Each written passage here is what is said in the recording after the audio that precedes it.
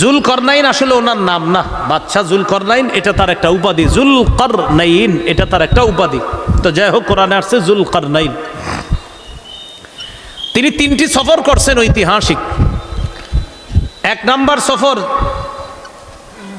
যেখানে আপনার সূর্য অস্ত যায় পশ্চিমে, পৃথিবীর একদম পশ্চিমে সফর করছে। 2 নাম্বার সফর যেখান থেকে সূর্য ওঠে একদম পৃথিবীর পূর্বে। 3 নাম্বার সফর করেছে, সফরের কথা কোরআনে আছে, কিন্তু কোথায় সফর করছে এটা কোরআনে নাই। পূর্ব পশ্চিমের কথা কোরআনে আছে, কিন্তু 3য় সফরের কথা কোরআনে আছে, কিন্তু কোন দিকে আছে এটা নাই। বলেন তো সফর কয়টা, কয় দিকের কথা আছে কোরআনে? 3য় সফরের দিকের কথা কোরআনে নাই। মুফাসসিরিনে কেরাম গবেষণা করে বলেন যে 3য় সফরটা হয়েছে উত্তর দিকে। কোন দিকে? তাহলে প্রথম সফরটা পশ্চিমে, 2য় সফরটা পূর্বে, 3য় সফরটা কোরআনে উল্লেখ নাই।